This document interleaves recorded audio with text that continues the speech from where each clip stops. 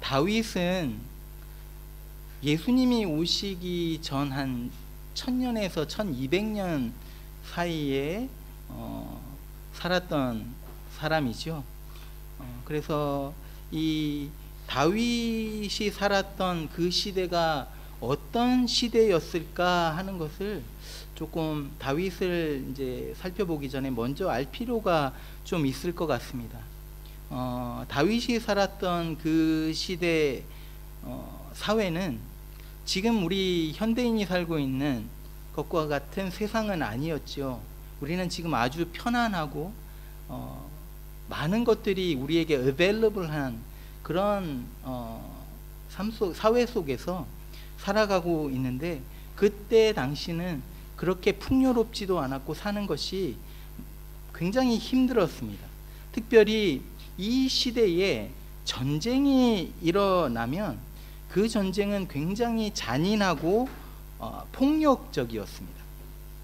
사실 우리가 이제 영화를 보게 되면 그 당시에 그 전쟁 장면들을 이렇게 영화 속에 담아 놓는 것을 우리가 보게 됩니다. 저도 그런 영화 중에 여러분 잘 아시듯이 글래디에이터는 뭐 로마 시대 때 이야기지만 글래디에이터나 또 트로이 같은 영화는, 트로이는 그 당시에 이야기를 담은 그런 영화이죠. 그래서 이 영화를 보면 대강은 알 수 있지만 아무래도 영화를 본다는 것은 어떤 렌즈에다가 그 모든 것을 담았기 때문에 정말 리얼리스틱하게 우리에게 이렇게 다가오지는 못하는 것 같습니다. 현대 전쟁은 뭐 멀리서 좀 싸우는 거죠. 비행기로 이제 날아가서 폭격을 하든지 대포를 쏘아서 이제 공격을 한다든지, 가까이서 전쟁을 한다 하더라도 그 가까이서 하는 전쟁이 어떤 전쟁이냐면 총을 쏘아서 하는 전쟁이기 때문에 거리가 좀 있는 전쟁을 요즘에는 합니다.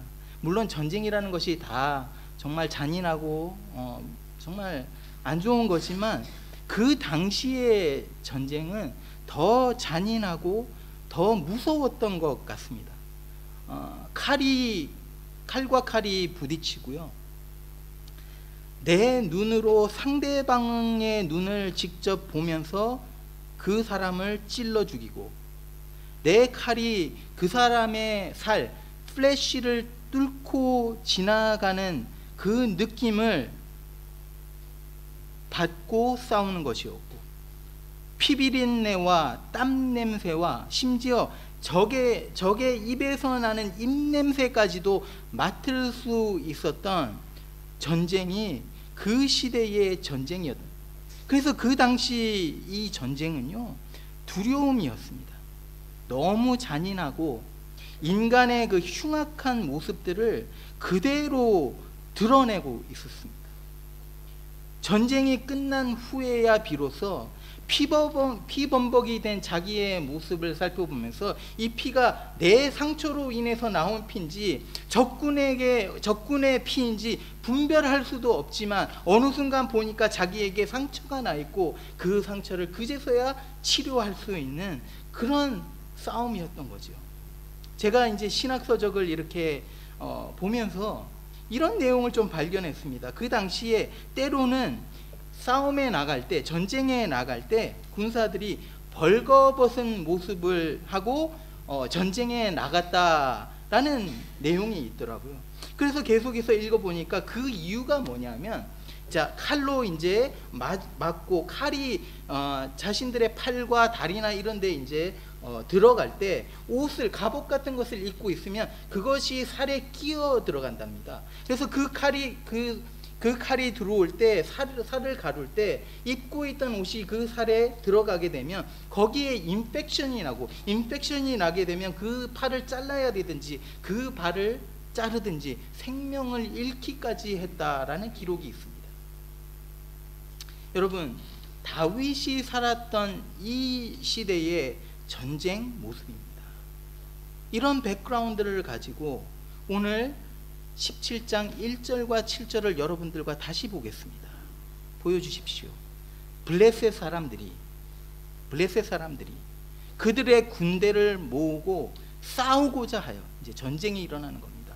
유다에 속한 소고에 모여 소고와 아세가 사이에 에베스단딤의 진침에 진을 쳤습니다. 사울과 이스라엘 사람들이 모여서 엘라 골짜기에 진치고 블레셋 사람들을 대하여 전열을 벌였으니 블레셋 사람들은 이쪽 산에 있고 이스라엘은 저쪽 산에 섰고 그 사이에는 골짜기가 있었더라. 블레셋 사람들의 진영에서 싸움을 도두는 자가 왔는데 그의 이름은 골리앗이요 가드 사람이라. 그의 키는 6규빗 한 뼘이요 그 창자루는 배틀채 같고 창날은 철 600세겔이며 방패든 자가 앞서 행하더라.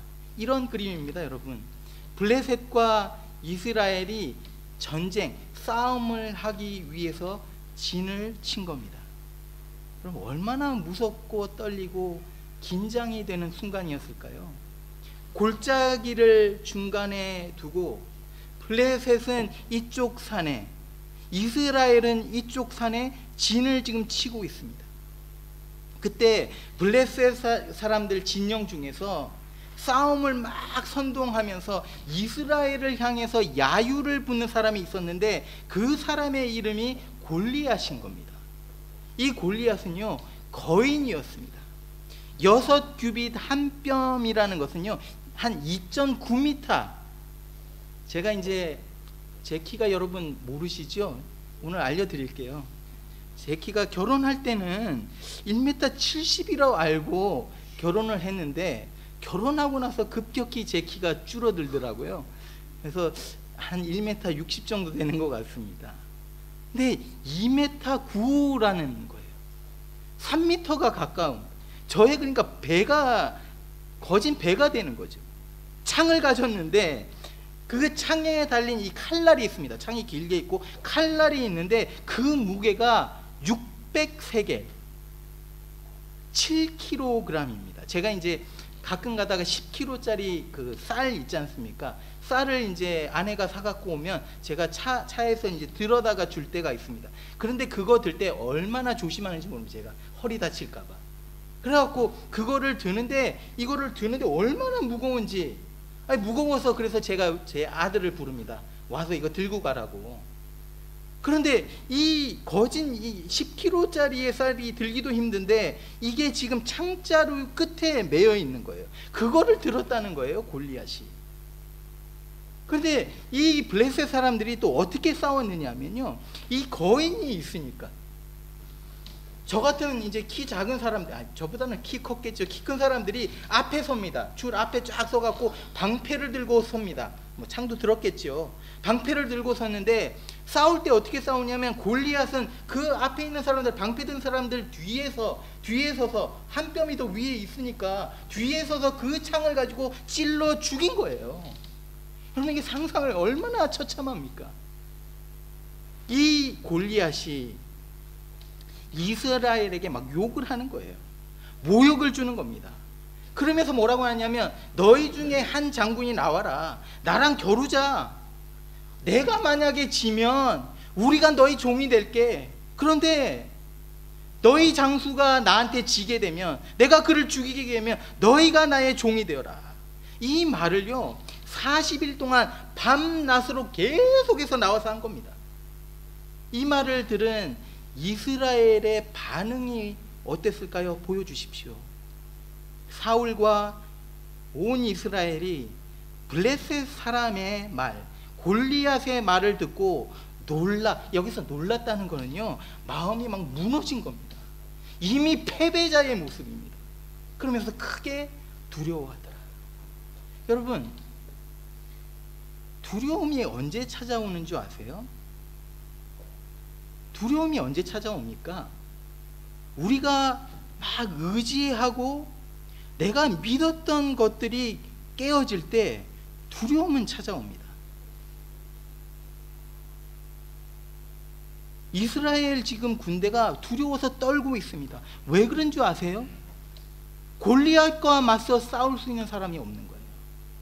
사실은 이스라엘 군사들은요, 그 당시 아마도 사울을 바라보았을 겁니다. 이스라엘이 사울을 왕으로 세우고 기뻐했던 이유가 뭐냐면 이 사울이 너무 잘생기고 키도 머리 하나 사람들보다 더 크고 힘이 있었고 전쟁에 능한 용사였기 때문에, 그래서 이번에도 자신들이 믿었던 이 사울 왕이 이 거만한 골리앗을 물리쳐 무찔러 죽일 것을 믿었던 거예요. 그것을 바라봤던 겁니다. 그런데 오늘 본문에서 여러분, 사울의 모습이 보이지가 않습니다. 몇 날 며칠을 골리앗이 나와서 막 모욕을 주는데, 이스라엘에게 모욕을 주는데 이스라엘이 믿었던 사울 왕이 나타나지를 않는 거예요. 오히려 여기에 뭐라고 기록되어 있습니까? 사울 역시도 두려워 떨고 있었다. 여러분, 우리가요 세상에서 어떤 것을 의지합니다. 우리는요 우리가 의지하는 그것에 소망을 둡니다. 이스라엘 백성은요 사울 왕을 의지했습니다. 그가 자신들을 구원할 수 있는 능력의 왕이라고 생각했어요. 그래서 사울 왕을 바라봤습니다. 거기에 기댔습니다. 거기에 소망을 가져갔습니다. 그런데 내가 의지하던 것이 무너지게 되면 어떻게 됩니까? 소망을 잃게 되는 거예요. 그것이 변해서 분노로 변합니다. 어떨 때는 실망감으로 변합니다. 여러분, 자녀들이요 우리 옆집에 있는 사람들을 향해서 실망하고 그 사람들 때문에 분노하는 경우는 많지 않습니다. 오히려 자신의 부모 때문에 부모를 향해서 실망하고 부모 때문에 분노하는 경우는 종종 있는 것 같습니다. 왜 그런 줄 아세요? 부모에 대한 어떤 기대감이 있었다는 거예요. 부모에게 의지하는 부분들이 있었다는 거예요. 부모에게 사랑받고 싶었는데 부모의 사랑이 내 기대에 미치지를 못하는 거예요. 부모님이 내 인생길을 정말 잘 계획해주고 인도해주고 이러기를 바랬는데 내 부모님에게 그만한 능력이 없는 거예요. 부모님에게 가졌던 기대 속에서 우리가 실망을 안게 될 때 우리는 그때 소망을 잃게 되는 거죠. 마음의 상처만 남게 되는 겁니다. 그렇게도 의지했었는데, 그렇게도 신뢰했었는데 매일매일 블레셋 군대의 모욕이 쏟아지는데도 자신들이 그렇게도 믿었던 이 사울이 나타나지를 않는 거예요. 얼마나 실망스러웠을 겁니까? 소망이 사라집니다. 그러니까 두려움이 마음에 엄습해 오는 거죠. 사실은요 하나님은 이스라엘에게 왕을 주시기를 원하지 않았습니다.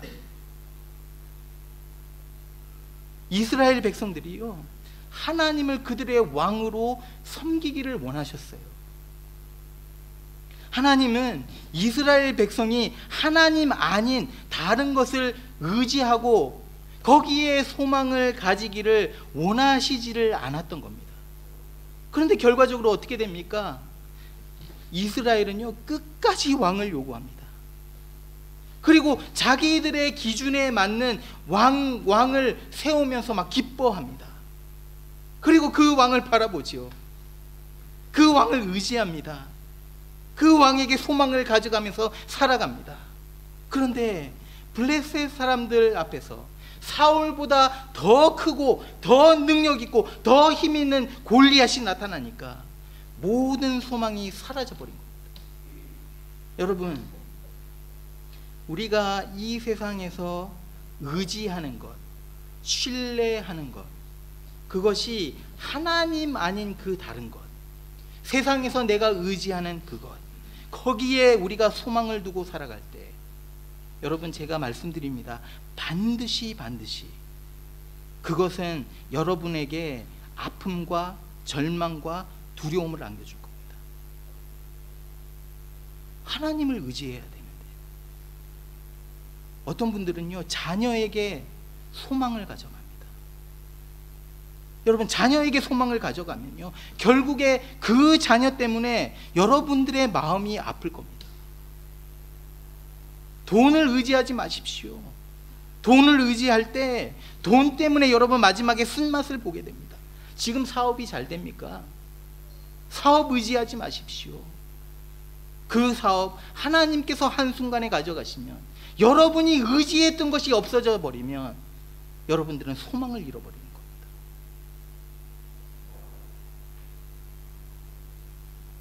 이스라엘은요, 눈으로 보았을 때 화려하고 자신들이 왕이라면 이런 왕이어야 된다고 생각했던 그 사울을 의지하고 사울에게 소망을 가져갔다가 사울로 인해서 지금 이런 실망과 두려움을 가지게 된 거죠. 이때 이제 다윗이 등장합니다. 다윗은요, 여러분, 두 번째 왕이죠. 사울을 이어서 두 번째 왕입니다. 이스라엘 중에 많은 왕들이 있었지만 가장 위대한 왕으로 다윗을 우리가 손에 뽑을 수 있습니다. 그 이유가 무엇입니까? 다윗이 좋은 사람이었기 때문입니까? 엄청난 일들을 많이 했기 때문입니까? 실력이 막 있었기 때문입니까? 그가 의롭게 살았기 때문입니까? 다윗 왕이 완벽하게 살았기 때문에 이 다윗 왕이 그렇게 훌륭한 왕입니까? 도대체 왜 이 다윗 왕이 이렇게 역사상 이스라엘의 수많은 왕 가운데 훌륭하다고 인정을 받을까요? 다윗에게, 다른 왕들에게 없었던 그 무엇이 있었기에 이렇게 다윗은 위대한 왕으로 손꼽을 수 있는 왕이 되었을까요? 블레셋 앞에서 지금 이스라엘 군사들이요 벌벌 떨고 있는데 다윗이 등장합니다. 다윗이 이때 나이가요, 여러분 15살입니다. 티네이저입니다. 어린 청소년입니다. 형제가 8형제가 있었죠. 8형제가 있었는데 그 중에 다윗이 막내입니다. 지금 어떤 상황이냐면 첫째 형, 둘째 형, 셋째 형은 사울을 따라서 싸움에 나가 있습니다. 근데 다윗의 아버지인 이새가 다윗에게 이제 심부름을 시키는 거예요. 다윗은 어리니까 전쟁에 안 나갔으니까. 자, 먹을 것을 가지고 싸움터에 나가서 형들에게 이것을 전해주고 형들이 무사히 잘 있는지 알아보고 돌아오라는 심부름을 시킵니다. 그래서 다윗이 먹을 것을 이제 챙겨가지고 싸움터로 갔습니다. 근데 거기서 뭘 목격을 하냐면 골리앗이 나와서 이스라엘을 막 조롱하고 모욕하는 것을 목격하게 됩니다. 그러니까 알고 보니까 40일 내내 아침 저녁으로 이러고 있었던 거예요. 여러분, 이 상황을 바라보는 15살짜리 어린 소년 이 다윗의 반응을 우리가 좀 유심히 봐야 됩니다. 같이 보시죠. 다윗이 곁에 서 있는 사람에게 말하여 이르되 이 블레셋 사람을 죽여 이스라엘의 치욕을 제거하는 사람에게는 어떠한 대우를 하겠느냐? 그러니까 저 골리앗 죽이면 어떤 상을 주겠느냐? 이 할례받지 않은 블레셋 사람이 누구에게 살아계시는 하나님의 군대를 모욕하겠느냐? 그러니까 다윗의 눈에는요 블레셋 사람이 아무것도 아닌 거예요. 하나님을 알지도 못하는 이 골리앗의 입을 통해서 살아계신 하나님의 군대가 모욕을 당하는 것이 기분이 나빴습니다. He was offended. 저희 그 딸, 큰딸 예은이가 가끔 가다가 저에게 도전장을 내놓습니다. 어떤 도전장이냐면 팔씨름을 한번 해보자는 거예요. 팔씨름을 뭐 하자 해갖고 한번 해봤습니다. 제가 뭐 팍 하고 이기죠. 그런데 얘가 자꾸 또 이제 들어붙는 거예요. 한 달 지나서 다시 해보자. 그러니까 제 마음이 어떻겠습니까? 이게 가소로운 거죠. 그러면서 기분이 나빠집니다. 이게 아무것도 아닌 게 자꾸 달려드니까 기분이 나빠지는 거예요. 지금 다윗의 모습이 이렇다는 거예요. He was offended. 자, 같은 상황입니다. 같은 상황인데 이스라엘 군대는 막 두려워서 벌벌 떨고 있어요. 그런데 다윗은 치욕감을 느끼고 he was offended, he was angry. 분노했다는 거예요. 여러분, 그 이유가 무엇입니까? 같은 상황인데 두 반응이 나왔습니다. 그 이유가 무엇입니까? 바라보는 눈이 틀렸다는 거예요. 달랐다는 거예요. 자, 사울의 귀에 이제 골리앗과 싸울 장군이 나타났다라는 소식이 전해집니다. 이 소식을 듣고 아마 사울 왕이 엄청 기대했을 것 같아요. 어떤 용기 있는 장수가 야, 골리앗과 싸우겠다고 하는가, 궁금함과 이 기대감으로 이제 부릅니다. 다윗을 불렀습니다. 그런데 이제 텐트 장막으로 들어오는 다윗을 보니까 그저 소년인 거예요. 티네이저인 거예요. 15살. 전쟁 경험도 없는 그냥 양치기 소년인 겁니다. 사울이 이 다윗을 보고 어땠을까? 실망했을 겁니다. 그리고 속으로 웃었겠죠. 그러면서 다윗 보고 그냥 나가라고 합니다. 너 그냥 나가. 그때 다윗이 자신의 경험을 말을 하죠. 이런 말을 합니다. 양을 치고 있는데 곰이나 사자가 와서 양 한 마리를 끌고 가면, 다른 목자 같으면 한 양 한 마리 잃었구나 하고 다른 양들 챙겼을 텐데 자기는 그렇게 하지 않았다는 거예요. 자기는 양들을 그대로 놓아두고 그 잃어버린 양 한 마리를 찾아서 곰과 사자와 맞서서 싸우고 그들을 죽이고 잃어버린 양을 되찾아왔다는 겁니다. 그러면서 여러분, 이 15살 소년의 이 믿음의 고백을 한번 보십시오. 이렇게 말합니다. 주의 종이 사자와 곰도 쳤은즉 살아계신 하나님의 군대를 모욕한 이 할례받지 않은 블레셋 사람들이니까 그가 그 짐승의 하나와 같이 되리이다. 또 다윗이 이르되 여호와께서 나를 사자의 발톱과 곰의 발톱에서 건져내셨은즉 나를 이 블레셋 사람의 손에서도 건져내시리이다. 여러분, 온 이스라엘 군대가요, 지금 이 상황 속에서 보지 못하고 있는 것을 이 상황 속에서 다윗이 보고 있습니다. 그것이 무엇입니까? 바로 살아계신 하나님, 여호와 하나님인 거죠.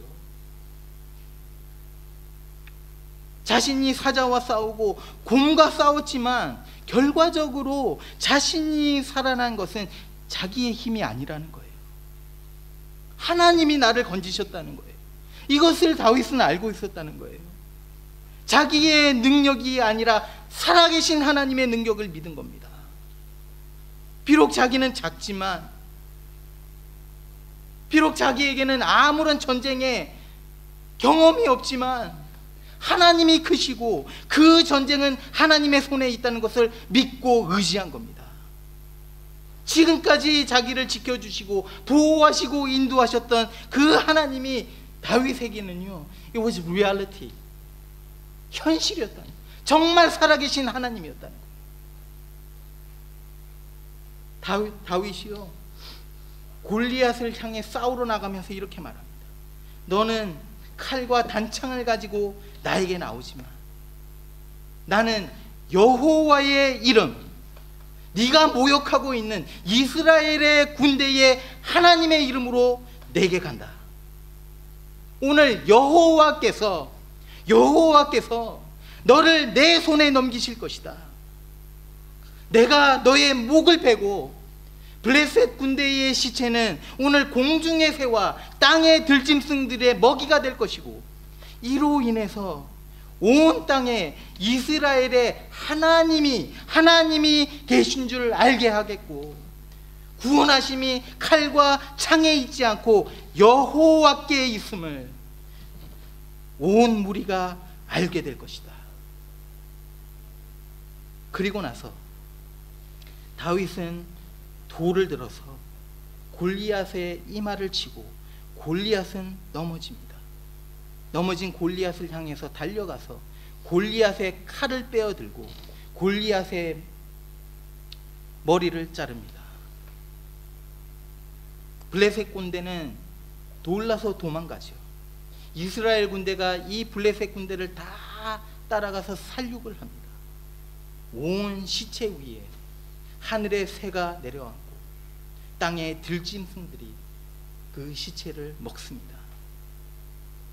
다윗이 왜 위대합니까, 여러분? 다윗이 기록한 이 시편을 보게 되면 오늘 본문은 사실은 역사적 사건을 우리에게 그냥 알려줍니다. 그런데 이 시편을 보게 되면 다윗의 생각과 마음과 그 이모션, 감정까지도 우리가 좀 들여다볼 수 있을 것 같습니다. 다윗이 세월이 지나서 아마도 사울 왕에게 쫓기고 있었던 것 같습니다. 그 순간에 이렇게 말합니다. 보여주십시오. 여호와여, 그러하여도 내 상황이 지금 어렵고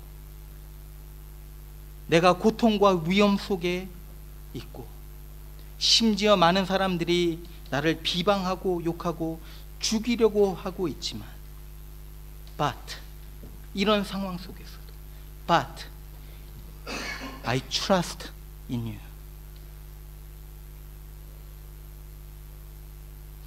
나는 주께 의지하고 말하기를 주는 내 하나님이시라 하였나이다.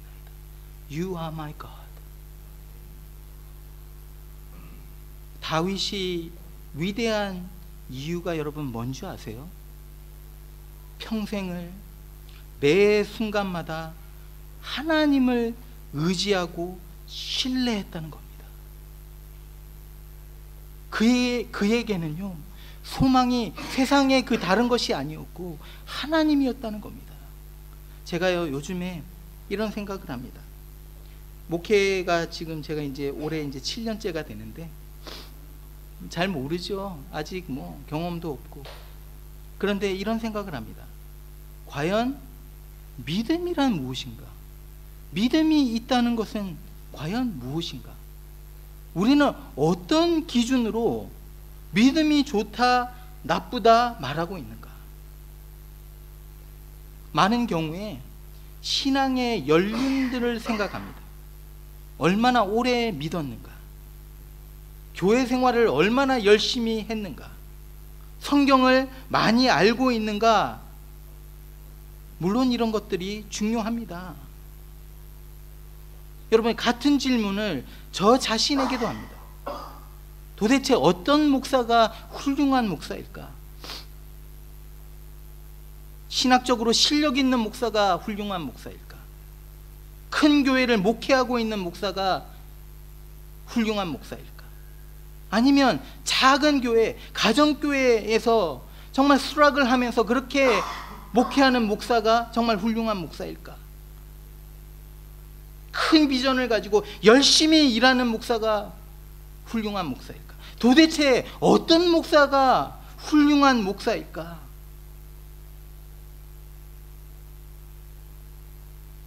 기도 속에서 이번 주일 말씀 준비하면서 이런 결론을 하나님께서 저에게 주십니다. 진짜 믿음이 있는 사람은 어떤 순간에도 하나님을 신뢰하고 의지하는 사람이다. 어떤 목사가 훌륭한 목사인가? 자신의 부족함을 알고 하나님 도움 없이는 안 됩니다. 이렇게 고백하면서 날마다 하나님을 의지하고 하나님을 의지하려고 애를 쓰고 몸부림을 치고 주님 안에 소망을 가져가는 그 목사가 진짜 목사라는 거예요.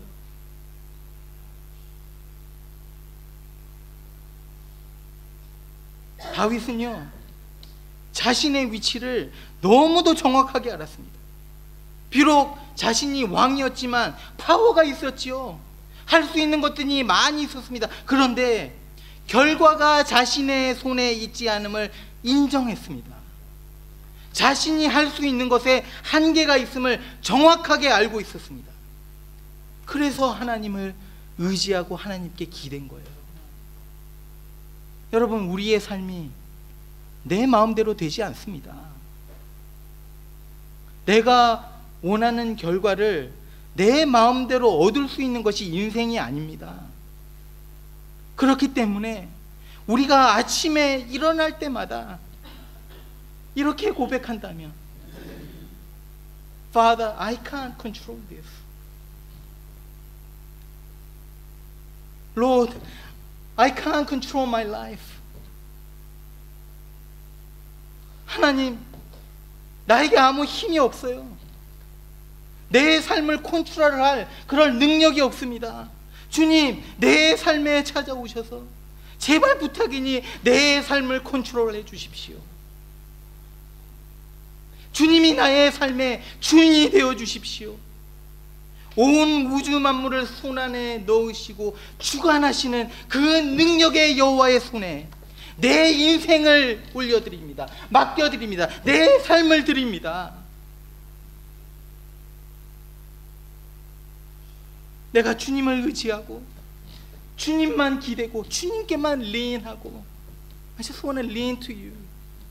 주님만 신뢰하면서 살아가기를 원합니다. 이런 고백을 한다면 아침마다 여호와여, 그러하여도 내가 성공해서 나에게 힘이 있는 것 같고 모든 것이 잘 되는 그 순간에도, 그러하여도, 아니면 내 상황이 정말 나쁘고 앞이 보이지가 않고 내 몸에 심지어 병이 찾아와서 두렵고 떨리는 순간에, 어떻게 해야 될지 모르겠고 앞이 보이지 않는 그 순간에 but I trust in you. You are my God. 내 상황은 어렵지만 내가 주님을 신뢰합니다. 내가 성공했지만 이게 내 힘으로 된 것이 아니고 주님을 신뢰합니다. You are my God. 주님이 나의 하나님이십니다. 이런 고백을 한다면, 이런 고백 속에서 하루하루를 살아간다면 그 믿음 때문에 하나님은요, 여러분을 의롭다 인정하실 겁니다. 사랑하는 성도 여러분, 저는요, 우리 나섬교회가 이런 살아있는 이 믿음의 공동체 되기를 소망합니다. 우리 중에 많은 분들이요, 신앙생활을 한 지가 오래되지 않았습니다. 또 우리 중에 아무도 내 믿음이 크다고 말하는 사람이 없지요. 나섬교회 큰 교회도 아니고 경제적으로 넉넉한 교회도 아닙니다. 하지만 성도 한 분 한 분이 그 믿음의 분량대로, 그 믿음이 적으면 적은 대로, 크면 큰 대로, 그 믿음의 분량대로 하나님을 의지하고 lean towards Him and I trust Him, 하나님을 신뢰할 때 우리는요, 산이 옮겨지는 기적을 보게 될 것입니다. 골리앗이 넘어지는 역사를 보게 될 겁니다. 왜요?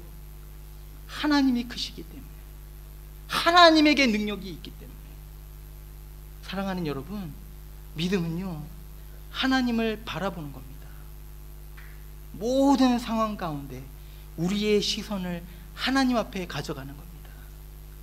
우리 나섬교회에 이런 위대한 사람들이 가득 채워지기를, 믿음의 사람들로 채워지기를 축원드립니다.